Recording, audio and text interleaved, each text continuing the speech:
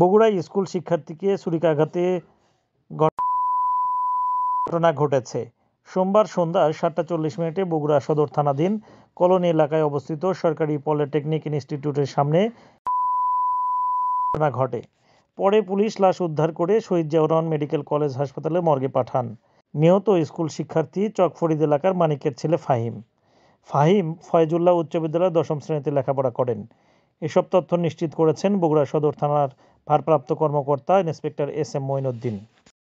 আমার বাবু বলে মেডিকেল নিচ্ছে, ওখান থেকে আমি আর কই পাচ্ছি না কে কি কোথায় দেয় কি করছে আল্লাহ আমার। আমি অতটুকু জানতাম যে আমার কয়টা বন্ধু আমার সাথে খুবই ক্লোজ, তারা বলতো জানছে আমাকেও দ্বারাই কোনো আপনার ছেলে করতে পারে না। আর আমি সবসময় বাবুকে ফলো করি, আমি পড়াশোনা করি, সব করি। আমি মনেকে সবসময় ফোনে যোগাযোগে বলি যে বাবা তুমি আমার একটাই সন্তান, বাবা তুমি মরে গেলাম আমি তো মরে যাব।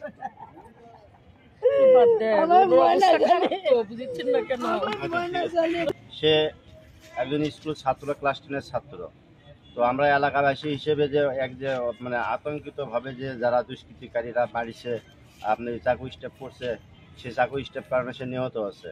তো এই নিহত হওয়ার কারণে আমরা এলাকাবাসীর পক্ষ থেকে এর সুষ্ঠু বিচার এবং আইনগত দিক দিয়ে যারা এগুলোর কাজের সাথে জড়িত তাদেরকে আইনের আওতায় নিয়ে এসে দৃষ্টান্তমূলক শাস্তি দেওয়া হোক, এ দাবি আমরা জোর দাবি জানাচ্ছি। আমার পুরা গ্রামবাসী ভাঙে আসছে। আমার ছেলে যদি বাদক হতো তাহলে আমি স্বীকার করতাম। আমার ছেলে কারোর সঙ্গে কোনোদিন আমার মধ্যে খারাপ ব্যবহার কোনোদিন করে না। ছেলে আমার মেয়েও ছিল, মেয়ে যে কোথায় তা তো বলতে পারি। আমি পৌরসভায় চাকরি করে পৌরসভা থেকে বাহির হয়ে আমাদের আগামী 22 তারিখে পৌর ইউনিয়ন পরিষদের নির্বাচন।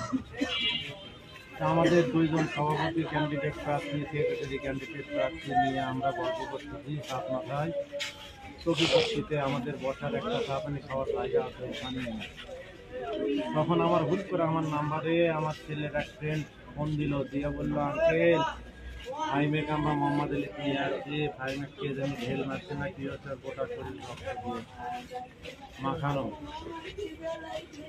তখন আমি আবার বললাম, আমাকে ওই বন্ধু বললো যে দেখেন ফাইমের নাম্বারে আপনি ফোন দেন। আমি ওর নাম্বারে ফোন দিলাম, তখন ওর আরেক বন্ধু ধরলো, বললো আঙ্কেল মোহাম্মদ আলী থেকে মেডিকেলে নিয়ে যাচ্ছি।